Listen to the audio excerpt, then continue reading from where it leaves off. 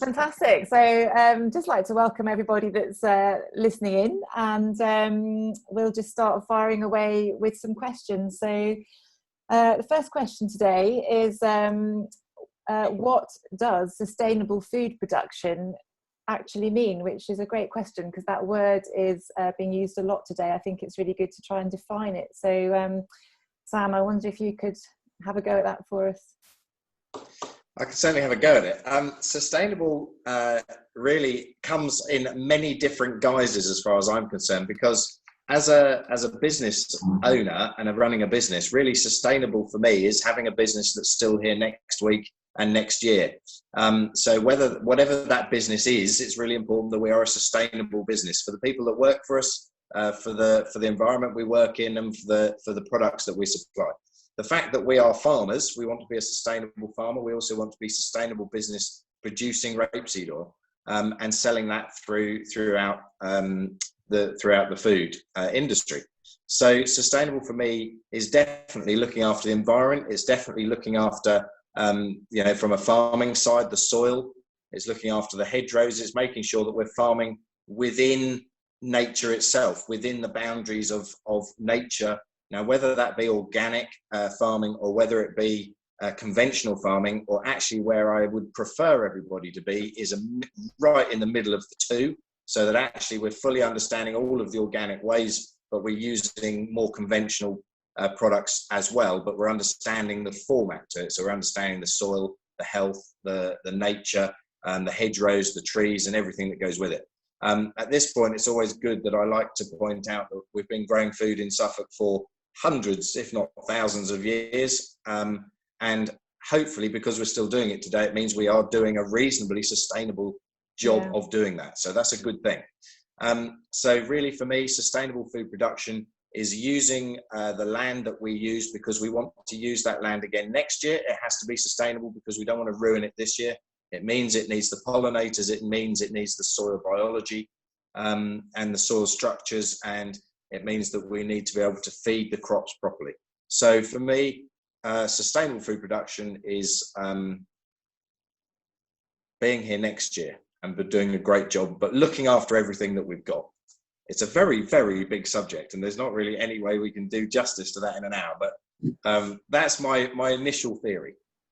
So the next question that we have in is, how easy is it to farm and grow sustainable food? Are there additional costs that you incur?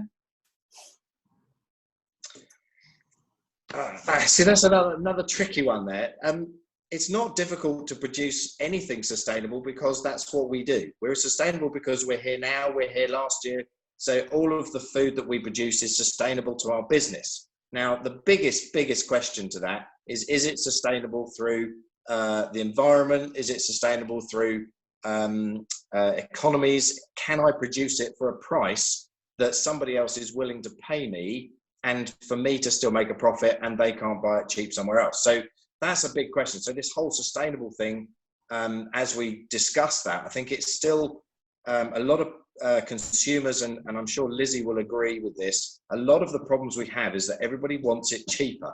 So because they want it cheaper, they want it packaged more because they can do it in mass. They want it, they want it more convenient. They want it. So for me, yes, of course we can produce food sustainably, but it does mean that we can't necessarily do it as cheaply as everybody else that can bring it in from somewhere else around the world, or somebody else brings it in that is doing it unsustainably. Yeah, Lizzie, do you want to add to that? I think that's a pretty good summary, really. I think what we've got is situation now is people want to buy cheaply, but people want to also buy good quality, and often those two things don't go hand in hand. And I think that's a problem we're sort of facing at the moment with this. Yeah, excellent. I agree. So I've got a question, and I'll just offer it to obviously our professional nutritionist, lovely Lucy. Lucy, would you say,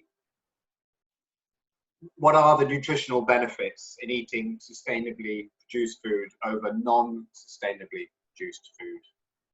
Yeah, so it's a great question, and for me it's quite nice because I can bring in my veterinary background a little bit as well, in that I was always very happy in an agricultural setting, and what we find is that when food is produced as sustainably as possible, the quality of the soil improves no end. And actually then what we mean by the quality of the soil, or one of the things we mean, is that you get a fantastic collection of microbes within the soil, because we're not using pesticides, and the way the farmers are caring for that soil, the biodiversity that's surrounding the farm. And that increase in microbes in the soil, what they actually do is they make the nutrients in the soil much more readily available for the plant's roots to absorb the nutrients. So actually we end up with a crop that is more nutrient dense, and of course that can only then benefit human health as well. And actually I don't think Sam will mind if I mention quite a nice example of that recently up at Hill Farm. They have been doing various analysis on the cold pressed rapeseed oil, and have discovered that the Hill Farm cold pressed rapeseed oil is particularly rich in plant sterols.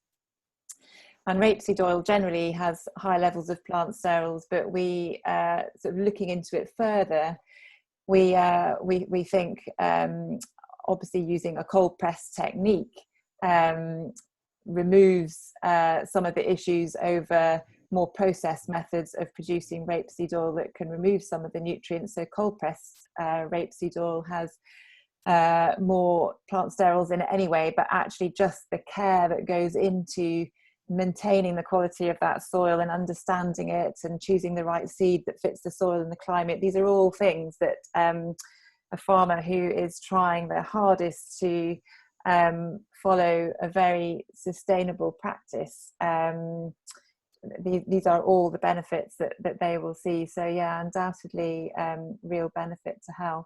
And of course, in a broader sense, we think of sustainable meaning eating a diet that is more plant-based, and which means we're all eating much more fibre, and fibre, there's loads of evidence now to say, you know, the fibre is just fantastic for our health.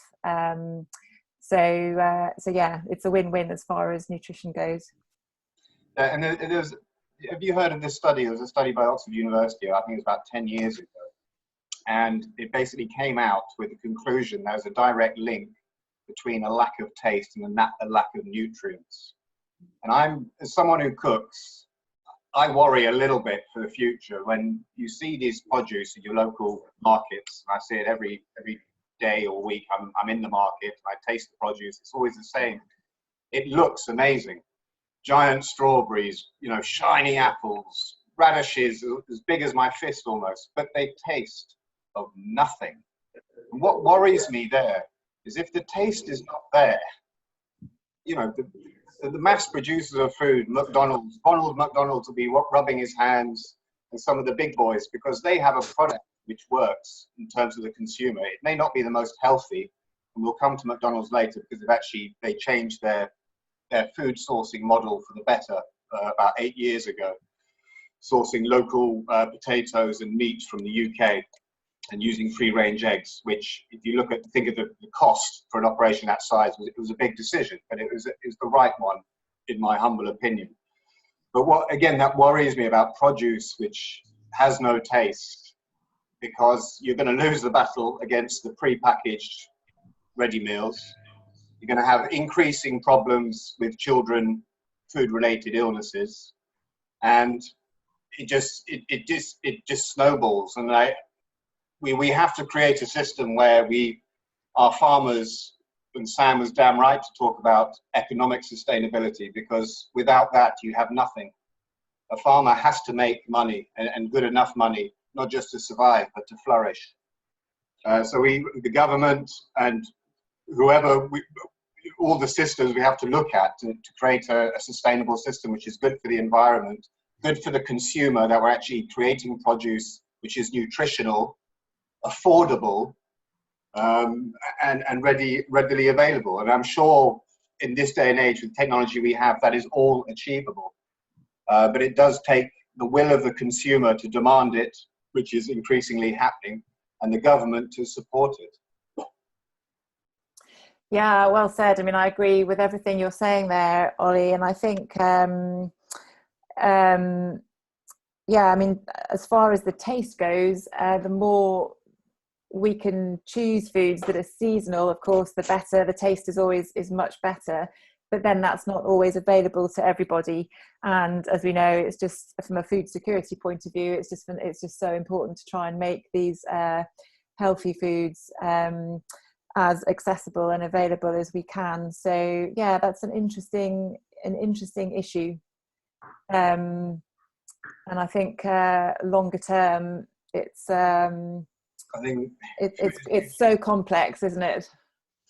Yeah, it is, because I would say, although you could get in trouble for this, but the food is too cheap. I mean, no one wants food to be more expensive. But if it means that farmers are going under, and I'm not just talking about the UK, if you look in parts of Asia, what's happening with farmers, it's terrible. And they're the first stop. You need to support them and the environment. And it's a whole narrative which is joined together. We're all little climbers climbing up the same mountain. And if the farmers start to not care about the soil, guess what? Their production is going to lessen, their produce quality is going to go down, etc., etc. We're all in it together. Yeah, and I think it's great now that there is this real move among the farming community to move towards a more sustainable system in the UK. It's going to take a long time, and they've got to have the backing there to do it, of course. But it can only be a great thing, and also, of course, we mustn't forget about, just thinking at the moment, the real problem in the dairy industry. And you know, it's perhaps a discussion for another day, but there are within the non-plant-based farming, non-arable farming, dairy and beef, there's a lot more going on that's sustainable than I think people are aware of. And I think it would be great to see that highlighted in the coming months as well, just to help with informing us all correctly when we're making good food choices moving forwards. So, yeah, I would agree with all of those points, really, from both of you.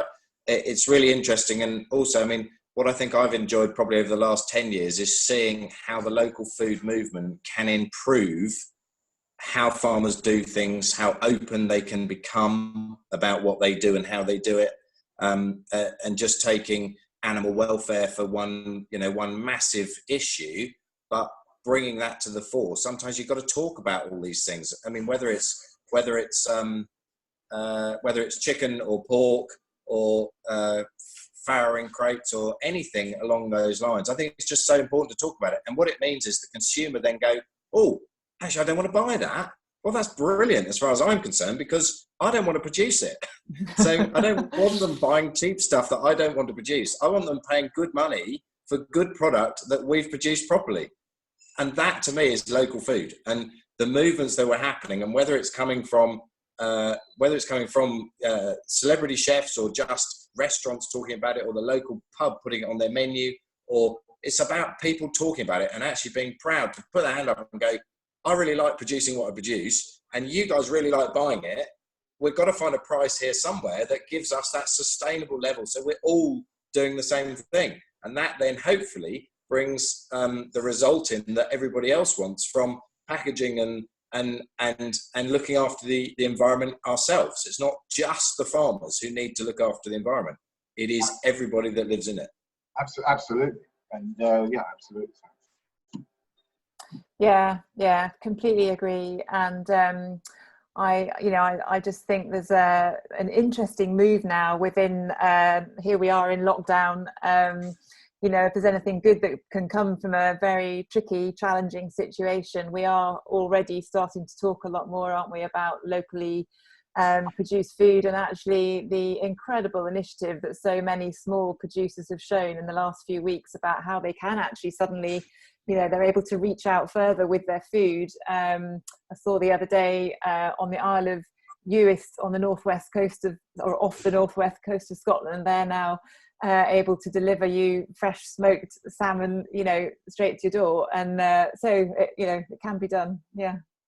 So one of the questions that has come up is, has this current outbreak that we are in helped us to appreciate and think more about the way we farm and the importance of protecting our environment? Lizzie, I wonder if you'd like to have a think about that one. I think what you've just said there about the different ways that people have adapted to this situation is really interesting, and hopefully that will create a shift in how we consume after this pandemic, like the rise in people using their local greengrocers, the rise in people having their milk delivered now because they don't want to go to their local supermarkets at this time. So I think all of this has created a really good shift in the right direction towards sort of more seasonal, more local produce. I think overall, sort of looking more broadly, this situation has been sort of a nature's wake-up call for humanity, and we've sort of been living in this bubble of false comfort, and it's now just been completely popped, and it's reminded us that we are part of biology and physics, that's the rule, and that we live in an ecosystem that we're not masters of, we are just part of it. And now we have to sit back and look at how this situation has forced us, I think often for most people in a really positive way, to change our habits, to change the way we consume, cooking more at home, using more fresh ingredients, making sure that we're using every aspect of that ingredient that maybe we wouldn't have thought about before. A friend of mine was telling me that she was using banana skins to make a curry. Just these kind of things that people wouldn't naturally be thinking about, but because they feel that they're limited in resources, they suddenly become sort of more ingenious with ideas. And so I think it can have a really positive impact that we will hopefully see continue once this sort of blows over. Yeah, I think those are all fantastic points. And I wonder too, if more of us are going to continue a little bit more working from home once things settle down, perhaps that will then give us a chance to do a little bit more home cooking, and for children to learn a bit more about home cooking, which has become a bit of a dying art. I think you probably agree with that, Oli. Yeah, unfortunately so. But I mean, I was about to say, well, if you go across the pond, it's not the same in France. But I'm afraid on the last 10 years I've been to France, I remember my dad and I went, and he opened a Michelin map, Michelin map of France. And obviously Michelin is the star system behind the restaurants. It's one side of that business. So it's a brand associated with excellent food and excellent food ethics. And the Michelin map had McDonald's. And I don't want to have a go at McDonald's because, you know, occasionally I'll have a burger, no problem at all. But it was just a sign of the globalization, which I found depressing. Because for me, globalization was about linking together, rather naively maybe, of us investing in third world and creating much more of a global community, as opposed to allowing the multinationals to really maximize their profits even further and to allow their reach to go even further. But I agree with Lizzie. I think it's given us, I think it's sort of woken people up a bit to a sense of vulnerability, not just in our own personal health, but in the systems that support us. If you remember the early days, there was a rush in the supermarkets, obviously by a minority of people, but that can catch, you know, that behavior can spread quite quickly. So I think we have to look at the positives that will come out of it. And I hope that whatever lessons can be learned, whether they're to do with the NHS equipment or whether it's to do with how we provide food. I've been saying for a long time, I've never been comfortable with the idea that we have to import a large percentage of our food, especially vegetable and soft fruit, two areas where we're excellent at. And obviously livestock as well, the UK is amazing. I think in terms of sustainability, our British livestock is one of the most sustainable. I think 85% or above is grass-fed, and it's water, obviously rainwater, which is feeding the grass. Are we more conscious now of food provenance and about what is actually in our food? I wonder if anybody would like to pick up on that. I'll start, but Yes, in one simple word, we. How can we not be? You know, knowledge, we talked about a bit before, you know, knowledge empowers people, it empowers the consumer.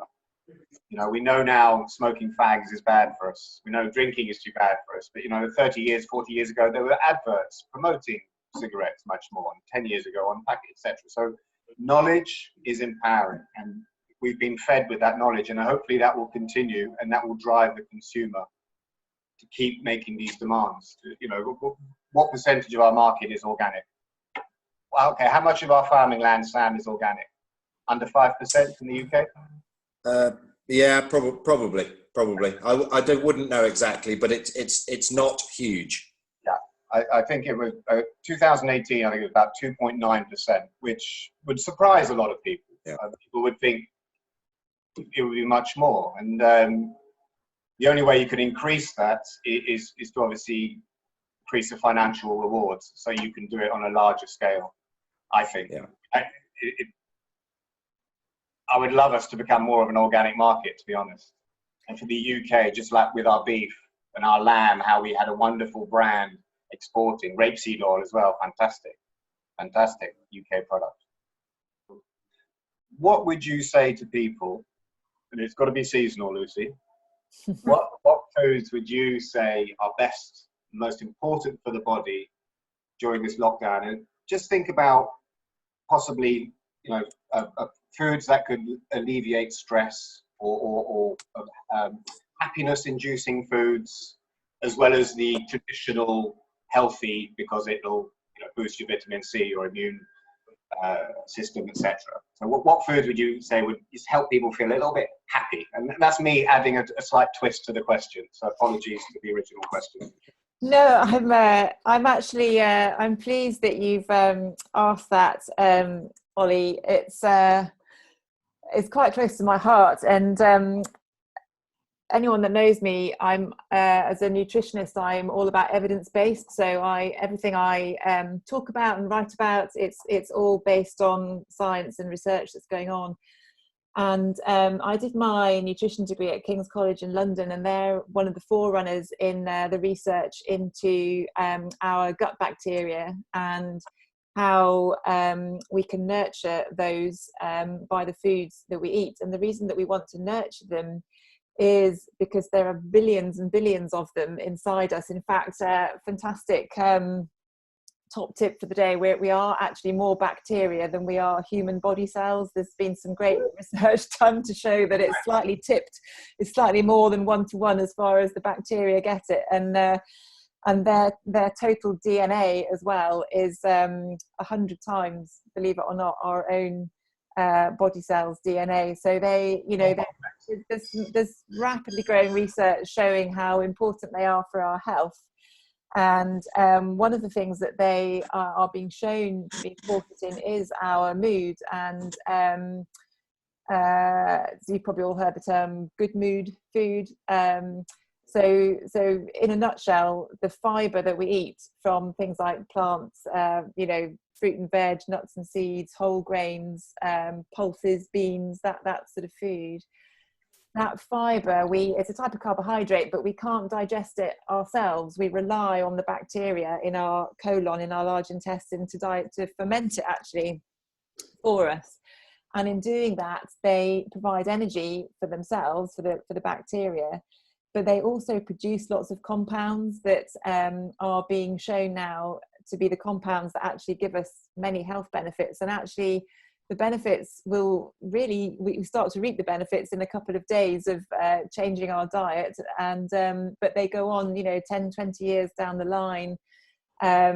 They have effects on susceptibility to heart disease and diabetes and cholesterol levels and everything. But as far as our mood goes and happiness, as you mentioned, Ollie, there's two really interesting things they do. One is one of those compounds that the bacteria produce when they ferment the fibre in our food, is they produce a compound which we require in order to make our happiness hormone, the hormone serotonin. So you know, so that's a key function of them. And the other thing is they produce chemicals which are neurotransmitters, so they actually stimulate the nerve endings that are in the wall of our gut, which directly link to the brain. So you may have come across this term gut-brain axis. And of course, you know, so things like, you know, I've got a gut feeling about something that we truly probably do, because there is a scientific logic, if you like, to the bacteria that are present in our gut really affecting our brain in many different ways. So that's one part of it. So I would say, you know, eat loads of fibre, undoubtedly, and also because the bacteria do also massively help our immune system to develop correctly. So of course at the moment that's really important. But I do also want to add, as a cake loving nutritionist, it's a very important quote, you know, it's important to just look after ourselves and not be hard on ourselves. And there are plenty times, always in life, but especially over the last few weeks, where we're, you know, at home with our families, we're trying to work, we're trying to homeschool, we're trying to do all these things. And I tell you what, a piece of chocolate cake goes down a storm and really cheers everybody up as well. So, you know, balanced diet. Sauerkraut on one side and chocolate cake on the other. Yeah. I don't know. Yeah. Oh, it's a tricky one, but yeah. So that's my quick summing up. And actually, being as we've got Sam with us from Hill Farm, there is also some really interesting science now on the whole aspect of omega-3 oils, unsaturated oils, being protective potentially against sort of long-term neurological problems, you know, dementia, Alzheimer's. And if you look at populations that have eaten a lot of fish, which is very high in omega-3 over many years, they have a lower incidence of those diseases. And you know, rapeseed oil, like other unsaturated oils, is a particularly good source of omega-3. It's slightly different to fish oils, and I'm not going to go into all that here, but yeah, another great food. Bless you. Thank you so much, Lucy. That was very, very informative.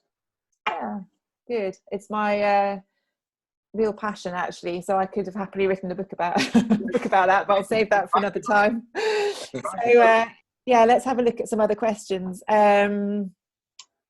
Yeah, so Lizzie, perhaps a nice one for you. We'll start to sum up, I think.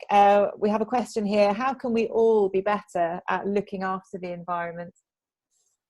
Oh, that's a big question as well. I think these are pretty well known now, but the 3 R's, refuse, reuse, recycle, is probably a big one. So the first is really to do with that, and in that order as well, refuse, reuse, recycle. So I think where we can just limit our consumption, and in terms of food, overeating, you know, a lot of us are greedy. We have eyes bigger than our tummies. We don't need to eat the quantities that we do, and contribute massively to food waste in that sense. So I think just being really mindful of what you're consuming, the most sustainable action you can take is just not overindulging in anything, not buying anything that you don't need, that you know that you won't use. And I think another really important point is about educating yourself. We all need to learn more about this. And like we've all said, this is a very complex issue, and there's not a silver bullet that can answer all of this and make it perfect. So I think as a consumer, you have to understand what your values are and what you're buying, and make sure what you're buying aligns with those values.